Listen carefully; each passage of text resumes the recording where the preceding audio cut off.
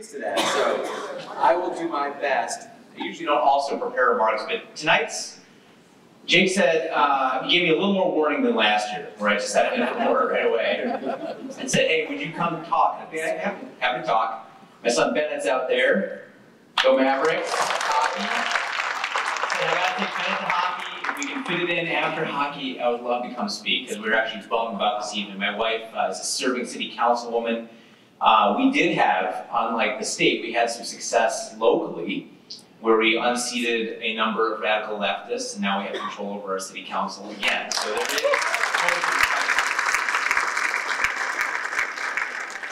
She had to go do the rear guard action tonight while they have a lame duck session. We'll try to cram stuff through, so that's why she's not here.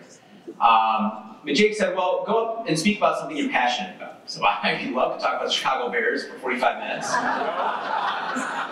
Probably not a topic you want to hear about, especially after last week. And then I thought, I can talk about why 300 Blackout is the best round through an AR-15 platform, since you guys are giving one away. You probably don't want to hear about that either. But then I thought, as a physician and a scientist and a man of science who spent his entire adult life learning my trade, I would talk about an issue very near and dear to my heart, which is what I believe the death of science. But it's not a eulogy, it's more of a call to action. But we'll step you through some things on the way there, and this will be like a low-rent version of a Jordan Peterson lecture. So we're going to start with what is science, all right? Contrary to what one man thinks, it's not a person, okay? It is a process. It is a process of rational inquiry to understand the rules of the world that we live in. And it's founded on a process that starts with observations. They create a falsifiable hypothesis or hypotheses, which are guesses at what we think is going on, which then lead to falsifiable theories that are more explanatory of the phenomenon that we see. And every one of those words has specific meaning that I think is worth discussing before we get into the particulars of how this has gone already. So first of all, rational. I think if we think about rational, we think about ideas and concepts that are bounded by logic and reason. They can't explain everything. If we broadly break things into three categories, or two really, we have rational and non-rational. Rational would be a man is an adult Homo sapien with XY sex chromosomes. That is a rational statement. It is falsifiable, it is inarguable, it is true, with a small t. Then we have non-rational. Who created man? What is the ultimate purpose of man? Those are questions that are beyond the scope of simple rational discourse. They are beyond the scope of science. Now there's argument about this. I take the Galileo view that they are separate spheres, and that's where I will derive most of this argument from. So we have the rational, which we can put science into that bucket. We have the non-rational, which we put religion largely into that bucket. And then we have the perversion of the rational, which is the irrational. So this is a man is anyone who says they're a man. Okay, it breaks logic and circular reasoning in that specific instance. But it's questions that can be answered by logic and reason, but something's gone wrong in that process. The second part that we talk about is falsifiability. You heard me say that a couple times. And there have been many great philosophers over time. Science actually started within the realm of philosophy, and Aristotle, and then moved out into kind of its own field over time. And to risk boring you too much, there was a modern 20th century philosopher named Karl Popper. He's an Austrian, who became Brit. He wrote on many subjects, but he's one of my favorite history of science philosophers. And he was passionate about the concept of falsifiability. That means if something cannot be falsified, it has no realm, it does not belong in the realm of science, scientific discourse, and rational thought. What does that mean? Well, we all know Newton's laws are true. You can disbelieve them all you want, but they operate that AR-15. When that goes bang, you're going to be subject to those rules. They also mean that every time that someone's dropped this microphone, it's always gone down. But it's falsifiable in the sense that if I dropped or let go of this microphone and it went up, then all of a sudden Newton's laws wouldn't work. And we also find that sometimes what we have as theories and laws don't fully describe everything in the universe. Newtonian mechanics work awfully well when it comes to a gun or how things work here or launching rockets. They don't work when you have gravity bending or light bending around gravity. They don't work with black holes. They don't work as close to the speed of light. We need an Einstein to push that further clarification. That's the beauty of science, is that a mountain of data can be unproven by one very well done study in the opposite direction. It's reproducible, which means that if I come to a conclusion in my lab here, you should come to the same conclusion in South Africa or Japan or Russia, because it's true. Again, it's reproducible, it's falsifiable. That is what science is. Now, science doesn't have a moral value any more than that AR-15 has a moral value.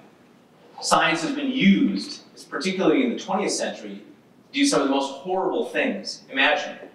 And I'm not talking about just lockdowns and COVID vaccine. In the early part of the 20th century, the eugenics movement sought to get racial purity. It was one of the underlying philosophical constructs behind Hitler's regime. It was also used in both Stalinist Russia and Mao's China to kill tens of millions of people. And let's not forget that Margaret Sanger, an avowed eugenicist, created Planned Parenthood, which has led to the deaths of tens of millions of unborn children around the world. That is what can happen when science starts to go into the realm of what is a pseudo-religion, or what belongs to the realm of the non-rational. So science is not intrinsically good or bad in the same way a gun isn't good or bad. It can be used to defend your freedom, defend your family, or subjugate entire nations. What we found during the COVID lockdowns was a perversion of what science ought to be. There's a reason that it takes 10 years to create a vaccine. And some of the greatest modern medical achievements include eradicating smallpox, except for a couple of governmental labs, nearly eradicating polio, having incredibly effective and generally safe vaccines against yellow fever and a number of other diseases. But at the same time, it's not that any one of those things is intrinsically good. It's that they did good things. And they did them in ways that could be proven, in ways that were verifiable. They were not simply, this is good, you must take this. It is, here is the data, it is clearly good, there are some downsides. On the balance, it seems to have a net benefit. Your call on if you want it or not. What has happened over the last few years is that science has become big science. It's become tied intrinsically to the government, to academia, to enormous sums of money that have perverted the desire to both reproduce someone else's results, which has led to as many as 50% of the papers being published are actually probably false. Science has one of the biggest reproducibility crises you could imagine. In certain fields, it's as high as 90%, but even guessing at that is difficult. It's because the funding mechanism does not give you an academic promotion if you simply just check that John's work in another lab around the world was actually true. Except that's some of the most important work we need to do. Right here in Minnesota, we have one of the worst cases of modern fraud out of the University of Minnesota. Anyone hear about this Alzheimer's? There's an Alzheimer's paper, okay, an entire strain of thought. Billions of dollars of R&D money, thousands of patients enrolled in clinical trials based on the findings of this amyloid protein. And they were falsified from the beginning. And it was a very astute researcher who caught that they were falsifying the images and then dug into it and found the whole thing was false. And if you would have asked any of the research scientists at those companies, they would have said, well, we don't understand why none of our drugs are working. Well, they're not working because it's built on nothing. And so that famous philosopher I talked about the scientific process as attempting to build a house in a bog where there's no bedrock. So what you do is you pound these anchors in and in and in, and then you never really hit solid foundation, but at some point it's stable enough to start building a house. That's how all of science ought to be. And if you find a better piling to drive in a different place, then you pull them up and you start over again. But that's been abandoned. The question of whether science is beneficial, again, just like a gun, it has done very beneficial things, but it can be used for very, very bad things. On the balance, I think that Things like antibiotics, the heart-lung bypass machine, the ability to operate on kids who have died a century ago, the ability to deliver babies and effectively almost completely eradicate near-delivery mortality for women have been some of the crowning achievements of what science can do. But what gave us atomic power also gives us the hydrogen bomb. And that's why it's very important that the people pulling the levers of this, the people behind them, running the experiments, designing the future, funding the studies, all have a proper moral compass. Otherwise, it all goes very bad very, very quickly. So why am I making you sit through all of this? Well, hopefully by now I've shown you at least a few ideas of what can actually go wrong when science goes wrong, and what can go right when science goes right. Is science worth repairing? I believe it is. Because so many of the things that we enjoy, so many of the things that have made our lives better, some of which I've named, have come from the scientific mode of inquiry. But we stand at the edge of a tipping point where people are ready to throw the baby out with the bathwater and either completely abandon medicine and science, abandoning all the good things that it can do because they don't trust, rightfully so, some of the bad things that have been done in the name of science. We also stand at the tipping point for where science can be perverted even further, as Mark was talking about, to create totalitarian systems that will make Margaret Sanger and Adolf Hitler look like church choir children. So it's incumbent upon us to understand where we are, what could happen, and then impose our will on the situation to make it what we think ought to happen. And what I think ought to happen is doubling down on teaching our children what science is, what science ought to be, what its limits are, and hold up all of the modern examples, particularly laid bare during the COVID crisis, where the entire system failed catastrophically. Hold up the entire transgender cult, which has now become a pseudo-religious belief system with unassailable dogmatic principles that cannot be falsified. You're a man if you say you're a man. What is a man? What's a woman? If we can't define these, if there is no longer truth in the world that is ability that we can gain from rational inquiry, then we have lost a great amount of richness, and we will find ourselves moving backward as a civilization. So the question about the death of science, I think, is one of the more fundamental questions of our time, and one that we actually have to wrestle with.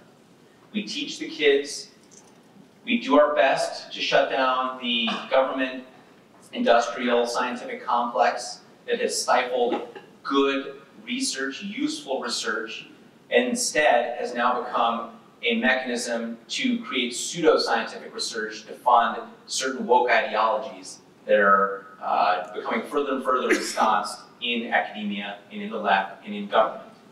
When you have that degree of regulatory capture, you have that degree of capturing the funds that are behind this research, you have a real danger of creating more and more garbage that will be easy to sell to people as propaganda because it comes from the University of Minnesota. It comes from some academic institution. It has that imprimatur, and therefore it is science.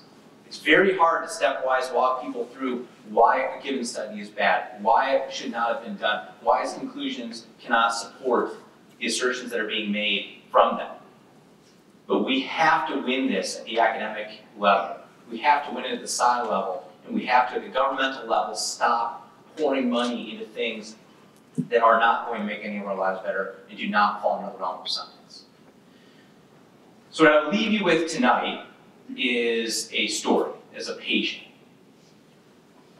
I think that all of us in this room are generally going to be like-minded on many of these issues, but that's only the people in this room.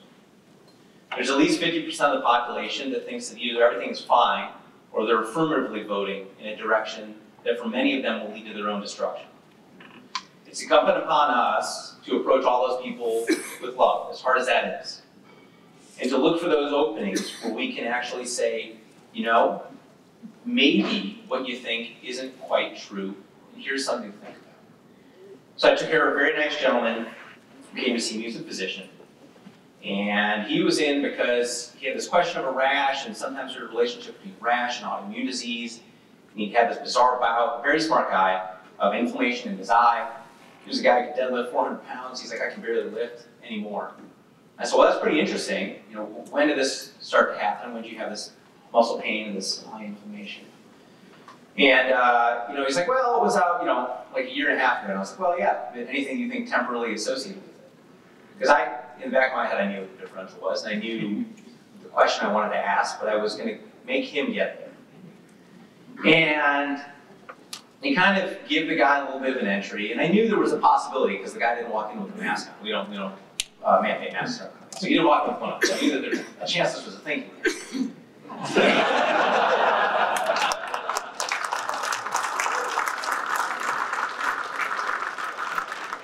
said to me, yeah, you know, I think, you know, it happened a couple weeks after my booster. I was like, well, tell me about that. He's like, yeah, you know, I got really sick. Uh-huh. And I said, what about the first vaccine? He said, yeah, I got a little sick after that, and I got more sick after the booster. And he's like, every time there's a cold that comes through my house, he's got 2 little boys, 2 5-year-old boys. He's like, I get sicker than anybody, and I stay sicker for a longer period of time. And you can just you just let him tell the story. Because he already knows. I know where it's going, he knows where it's going, and I don't need to interject myself into his thought process. And he's like, and I'm not saying vaccines are bad, but he's like, you know, they're not talking about any of these things. He's like, I would get shut down at my clinic if I even brought this up. So I think that's pretty interesting. I think there's a lot of open questions. I think there's a reason it takes 10 years to make a vaccine. I think there's a reason you don't cross over the control group in your approval studies. I think there's a reason that you don't approve booster shots based on antibody levels in 8 rats. I think there's a reason we did things a certain way. And for those of us, and I'm not even that old, but now I feel like it, that understand some of medicine's failings, we have some degree of humility about these things. There's a great drug, really good at curing morning sickness, pregnant women. The drug's called thalidomide. No one thinks of it as a good drug, but the reality was it was extraordinarily good at curing morning sickness. But if you don't study it correctly, you don't realize that it causes a massive rate of irreversible birth defects. It's not that the people doing that study were bad people. It's not that they didn't want a good thing to happen. But have some humility about the fact that the unknown is the unknown until you do it. And make sure that you study in a proper fashion. Now, thalidomide, interestingly, as an aside, has made a great comeback. A relative of thalidomide is now first-line therapy for myeloma. It's a great drug, and we use it for certain other diseases. So it's not that it was bad. Again, it's like that rifle. It's neither good nor bad, but understand what its good parts are and what its bad parts are, and make sure you're honestly and forthrightly investigating that. So back to my gentleman, he said, you know, and I said, well, what about your kids? And he's like, well, there's no way. There's no way I would ever vaccine my kids with this. He's like, they had COVID. They're recovered. He's like, how is it that every other disease that we treat, when you're recovered, we say, good job, you did it the hard way, congratulations, you're done. How is it with this disease, we're vaccinating people who've already recovered? I said, it seems odd to me. He's like, well, it seems odd to me too. I said, well, what do you think about your pain, your back pain, your eye inflammation? He's like, well, I'm concerned it's related. And I said, I agree too, I have that same concern. The problem is we can't undo it. And that's where we found ourselves. And in that moment, it's not like this guy is magically going to go out and put a Ron DeSantis or Trump sticker on his house and start voting with it. But these are little skirmishes you have to win if you intend on winning the war for these hearts and minds. You don't drive in there and say, I absolutely this and that, and this is so bad, and I don't understand how you can do that thing. I mean, you stare down looking at your job, going away and feeding your kids. It's a tough thing. I'm not going to fault someone for taking a road and saying, well, I don't really want to do this, but I'm going to do it. And those are the battles that if we want to win this state back, win this nation back, we have to engage. It is painful. It is extraordinarily painful to engage with people that are difficult. But we have to look for the guys like this one who are ready, and we have to approach them with love and understanding, and know that we can start to move things. And once we've moved enough, we'll keep moving, because they only move in one direction. And once they moved over to our side, they're there forever. So I think that, you know, in conclusion, I ran for office because I want to preserve this state and this union. I have family here, and unlike some of you, I've never Zillowed property in Florida.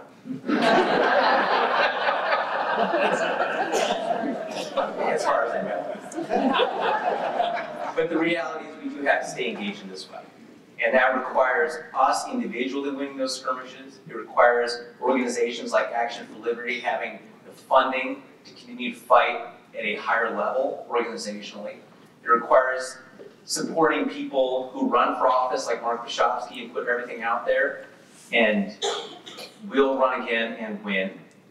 And incredibly, people like, that's right, absolutely, and from Mark.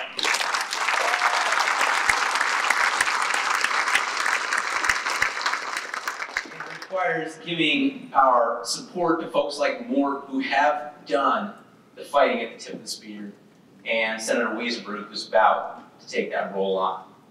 It's not easy.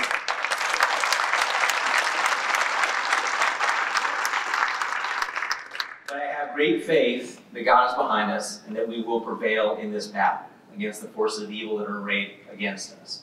Each of us doing our part.